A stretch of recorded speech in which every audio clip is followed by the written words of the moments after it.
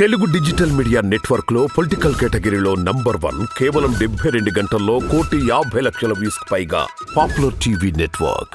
And ముఖ్యంగా ఇప్పుడు రాజకీయాలు స్టార్ క్యాంపెయినర్స్ అంటూ వాళ్ళ చుట్టూ తిరగడం మనం చూస్తున్నాం. ముఖ్యంగా చిరంజీవి గారి స్టార్డమ్ ఇప్పటికీ కూడా మనం ప్రజలకి ఆ అట్రాక్షన్ అట్లానే ఉండింది. సినిమా అట్రాక్షన్ అలాగే ఉంది. బట్ ఇప్పుడు ఈ పొత్తుకు చిరంజీవి గారు మద్దతు తెలుపుతున్నారు అనుకుంటున్న నేపథ్యంలో సెలబ్రిటీస్ అందరూ కూడా చిరంజీవి గారు వెంబడే ఉన్నారు. సో వాళ్ళు కూడా స్టార్ క్యాంపెయినర్స్ గా మారబోతున్నారు అంటే ఒక వార్త వస్తుంది. పిచ్చి వార్త, సొల్లు వార్త అమ్మా. చిరంజీవి గారు సినిమా ఆర్టిస్టుగా ఆయన అగ్రనటుడు, సీనియర్ నటుడు, ఆయనకి గౌరవం ఇస్తారు అందరూ సినిమాకు సంబంధించిన విషయం వరకు. సినిమాలు రాజకీయాల్లోకి వచ్చినాక ఆయనేమి అగ్ర రాజకీయ నేత కాదు, పెద్ద రాజకీయ దురంధరుడు కాదు. రాజకీయంగా ఆయన ఫెయిల్యూర్. ఒక రాజకీయ నాయకుడిగా పార్టీ పెట్టి 18 సీట్లు గెలిచి తర్వాత పార్టీ నడపలేక అమ్మేసుకున్న ఒక రాజకీయ ఫెయిల్యూర్ ఆయన రాజకీయ స్టేట్మెంట్లకి విలువలు లేవు.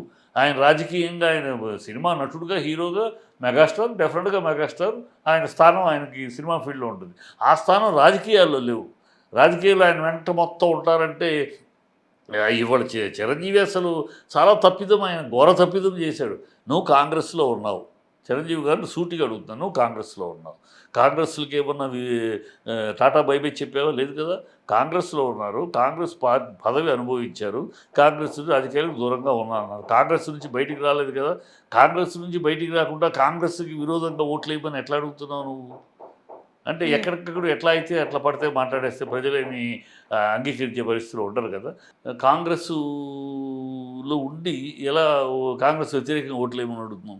సరే, జగన్ తోటి మీకు విరోధం ఉందా? జగన్కి దండాలు పెడితే జగన్ దేవుళ్ళు అంటాడు అంటే, జగన్కి నాకు ఇంటికి వెళ్తే భారతి గారే వడ్డించారు, అంత గౌరవం ఉంది, నాకు ఎంతో ప్రేమాభిమానాలు చూపించారు అని దండాలు. సినీ పరిశ్రమకు సంబంధించి కాస్త వివాదాలు వచ్చినప్పుడు చిరంజీవి గారిని జగన్మోహన్ రెడ్డి గారు చాలా అవమానపరిచారు అంటూ కూడా ఒక వార్త చూస్తున్నాం. ఆయనే చెప్పాడు తెలుసు, సమాధానం అవమానపరచడం కాదు, నన్ను ఇంటికి పిలిచి రెండు ఉంటాయమ్మా. ఒక సీఎంను కలిసినప్పుడు, ఇంటి దగ్గర కలిసినప్పుడు వేరు, ప్రోటోకాల్ వేరు, ఆఫీసులో కలిసినప్పుడు అక్కడ ఇంట్లో కలిసినప్పుడు బయటకు వచ్చి ఆయన రిసీవ్ చేసుకుని తీసుకెళ్ళి డైనింగ్ టేబుల్ కూర్చోబెట్టుకుని తన భార్య భారతి వడ్డించింది. అది స్వయంగా చిరంజీవి గారు చెప్పారు. వడ్డించి మళ్ళీ బయట దాకా పంపించారు. అది ఇంటి దగ్గర. సీఎం ఆఫీస్ దగ్గర ప్రోటోకాల్. అక్కడ చిరంజీవి అయినా ఇంకొకళ్ళు అయినా గవర్నర్ వచ్చినా అక్కడే ఆగాలి, ఆగి రావాల్సిందే. ఒక ప్రోటోకాల్ ఉంటుంది. ఆ ప్రోటోకాల్ ప్రకారం ఈ చిరంజీవి గారు కనుక నేరుగా కారు అక్కడ దాకా వెళ్ళాలంటే వెళ్ళదు. ప్రోటోకాల్ తెలిసి తెలియకుండా ఎవరో వాగే చిల్లర వాగులు తప్పితే, పవన్ కళ్యాణ్ లాంటి ఆవేశపరుడు, ఆలోచన లేకుండా ఆవేశపరుడు మాట్లాడే మాటలు తప్పితే దానికే ఆయన కౌంటర్ ఇచ్చాడు చాలా గౌరవంగా. వీళ్ళందరూ కూడా ఈ ప్రభాస్, ఈ మహేష్ చేతులకి దండం పెట్టారు. ఎంతో మాకు బాగా చూసుకున్నారు, ఎంతో గౌరవం ఇచ్చారు. ఆయన కృతజ్ఞతలు సీఎం గారికి మనసారా సంతోషంగా వందనాలు చెప్తున్నాం, ఇన్ని చెప్పారు కదా. సో మీరు ఎలానా ఇద్దరు పేర్లు తీశారు కాబట్టి సోషల్ మీడియాలో ఒక వార్త హల్చల్ చేస్తుంది, రైట్? అంటే కొంతమంది స్టార్స్ కొన్ని విషయాలకి దూరంగా ఉంటారు, ముఖ్యంగా రాజకీయ విషయాల్లో వాళ్ళు అస్సలు కలుగ చేసుకోరు. కాకపోతే మహేష్ బాబు గారు, ప్రభాస్ గారు వచ్చే ఏపీ ఎన్నికలకు సంబంధించి కొన్ని వీడియోస్ రిలీజ్ చేయబోతున్నారు అంటూ సోషల్ మీడియాలో ఒక హాట్ టాపిక్. నేను నమ్మనమ్మా అది ఖచ్చితంగా. మహేష్ కానీ ప్రభాస్ కానీ అంత ఎర్రిపప్పలు కాదు. వాళ్ళ ఒక గవర్నమెంట్ తోటి, వాళ్ళందరితోటి, అందరి హీరోలు, వాళ్ళందరికీ హీరోలే. ఒక గవర్నమెంట్ తోటి విరోధం పెట్టుకునే ఎర్రిపప్పలు కాదు. ఎవరికి సపోర్ట్ చేస్తారంటారు? ఎవరికి సపోర్ట్ చేయరు. వాళ్ళకి ఏమవసరం, వాళ్ళ స్థాయి వాళ్ళకు ఉంది, వాళ్ళ స్థానం సినిమా ఫీల్డ్లో ఉంది. వాళ్ళకి రాజకీయ రంగంలో వాళ్ళకేమీ స్థానాలు లేవు. వాళ్ళు ఏమి రాజకీయ రంగంలో అడుగుపెట్టలేదు, రాజకీయ రంగంలో వాళ్ళకి స్థానాలు ఎలాంటివి లేదు. వాళ్ళకి సినిమా రంగంలో వాళ్ళ గౌరవస్థానం వాళ్ళకు ఉంది.